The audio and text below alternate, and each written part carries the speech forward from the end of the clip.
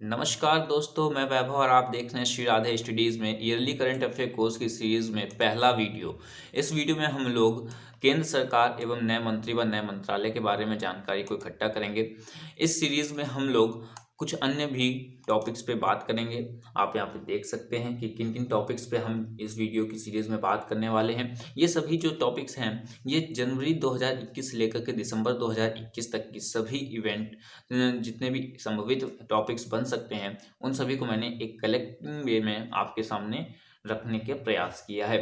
यहाँ पे पहला आप टॉपिक देख सकते हैं, केंद्र सरकार के नए मंत्री व नए मंत्रालय के बारे में हम बात करेंगे। कोरोना वायरस, ओमिक्रॉन व नई डिसीजेस जो भी हमारे जनवरी 2021 से लेकर के दिसंबर 2021 के बीच में आई हैं उनके बारे में हम जानकारी को इकट्ठा करेंगे। महत्वपूर्ण नियुक्तियों के बारे में जानकारी इकट्ठा करेंगे। महत्वपूर्ण अवार्ड किन्हें किन्हें दिया गया है, जैसे कि हाल ही में आपने देखा होगा कि भूटान की तरफ से प्रधानमंत्री को नागरिक वहाँ का सर्वोच्च नागरिक सम्मान दिया गया है। तो उसके से रिलेटेड जो भी चीज़ें हैं और भी उससे रिलेटेड जो भी अवार्ड से रिलेटेड हैं उन सभी के बारे में देखेंगे। विज्ञान एवं रिसर्च के बारे में देखेंगे, जैसे कि अभी आपने देखा होगा कि अभी संत मिसाइल का परीक्षण किया गया, कहाँ किया गया, और भी आकाश मिसाइल है, अर्जुन टैंक, इन सभी से रिलेटेड जानकारी देखेंगे। स्पोर्ट्स देखेंगे यहाँ पे कि जो हमारे ओलंपिक, पैरा ओलंपिक और भी जितने भी ओलंपिक हुए हैं, माफ़ी चाहूँगा, जो हमारे 2022 में चीन में बीजिंग में ओलंपिक होने वाले हैं, तो इन सभी से रिलेटेड सभी जानकारियों को देखेंगे कि किस तरीके से अमेरिका, कनाडा और भी कई अन्य देशों ने चीन में होने वाले ओलंपिक का विरोध किया है, वहाँ के मानवाधिकार का विरोध किया हुआ है।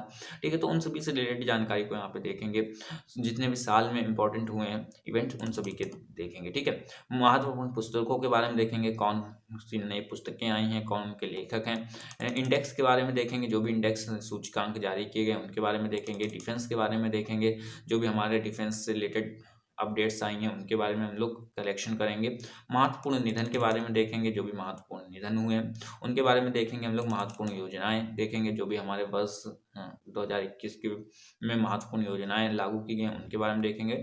और साथ ही में महत्वपूर्ण घटनाएं देश और विदेश की व अन्य महत्वपूर्ण इवेंट्स को भी हम लोग कवर करेंगे। ठीक है, तो वीडियो बहुत इंपॉर्टेंट है। आज की वीडियो में हम लोग केंद्र सरकार व उनके मंत्री व उनके मंत्रालय के बारे में जानकारी को इकट्ठा करेंगे। ठीक है, और साथ ही में फिर अगली वीडियो आएगी। अगली वीडियो में हम लोग कोरोना वायरस और नए जो बीमारियां आई हैं या ओमिक्रॉन, इन सभी से रिलेटेड हम लोग इवेंट्स को शेयर करेंगे। तो वीडियो बहुत इंपॉर्टेंट है और साथ ही में सीरीज बहुत इंपॉर्टेंट है। आपकी जो भी तैयारी है इस सीरीज के माध्यम से स्टेप बाय स्टेप आपकी तैयारी को कंप्लीट कराया जाएगा। ठीक है, तो सबसे पहले यहाँ पे आप टॉपिक देख पा रहे हैं कि केंद्र सरकार व उनके नए मंत्री व नए मंत्रालय के बारे में यहाँ पे बात करते हैं।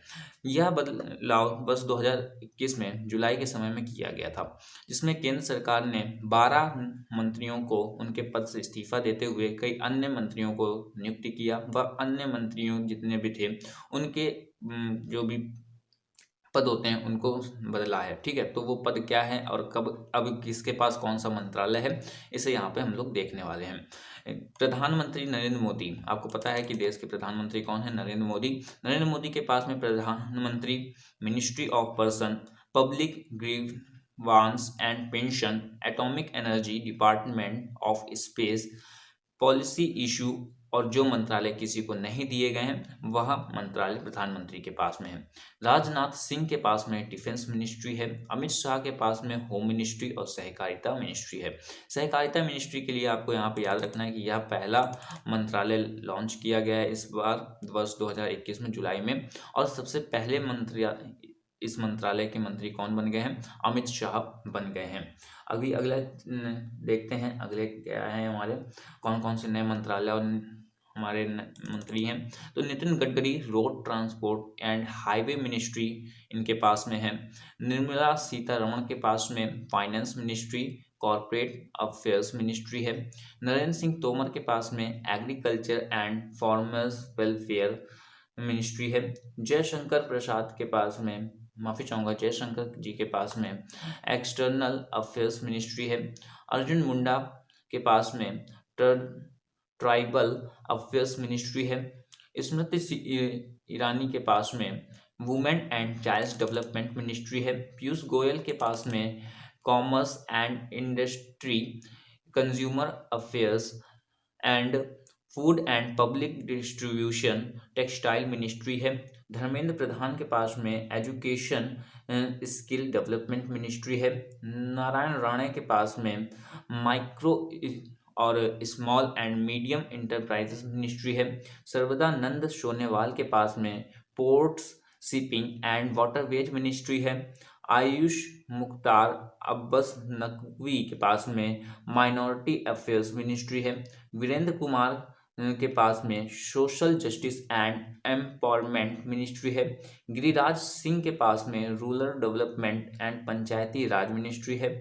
ज्योतिरादित्य सिंधिया के पास में सिविल एविएशन मिनिस्ट्री है। रामचंद्र प्रसाद सिंह के पास में स्टील मिनिस्ट्री है।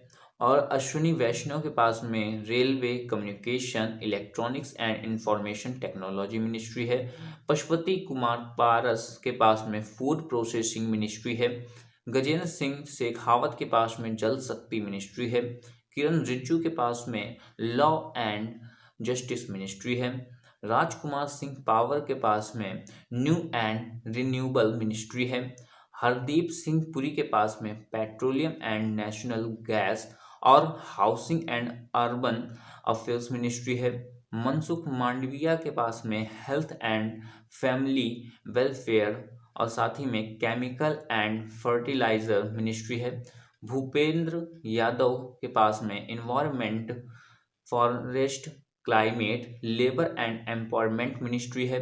महेंद्र नाथ पांडे के पास में हैवी इंडस्ट्रीज मिनिस्ट्री है। पुरुषोत्तम रूपाला के पास में fisheries, animal husbandry, dairy ministry है।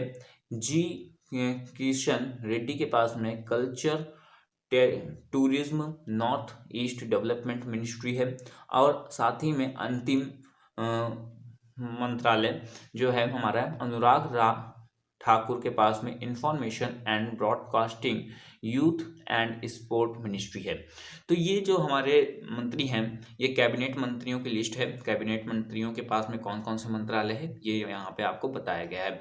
और साथ ही मैं बता दूं कि जुलाई में 12 मंत्रियों को उनके पद से इस्तीफा दे दिया गया है और साथ ही में कुछ मंत्रियों को उनके पद से बदला भी गया है।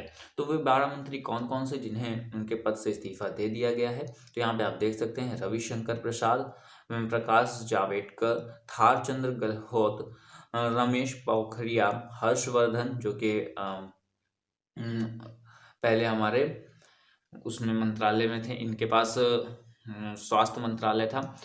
सदानंद गौड़, संतोष कुमार गंगवार, बाबू सुप्रियो, संजय धोत्रे, रतन लाल कटारिया, प्रताप चंद्र सारंगी और देवश्री चौधरी जो हैं इनसे अब मंत्रालय ले लिए गए हैं और अभी ये किसी भी कैबिनेट मंत्री के पद पर नहीं है। ठीक है, अभी यहाँ पे देख लेते हैं जो कैबिनेट मंत्री होते हैं या आपका प्रधानमंत्री का पद है और जो स्वतंत्र प्रभार राज्य मंत्री होते हैं और राज्य मंत्री, इन सभी में क्या अंतर है और कैसे इनके बारे में डिफाइन किया गया है हमारे संविधान में। तो यहाँ पे हेडिंग डाली हुई मैंने, भारतीय संविधान के अनुसार कैबिनेट मंत्री, राज्य मंत्री एवं स्वतंत्र प्रभार राज्य मंत्री की व्यवस्था क्रम।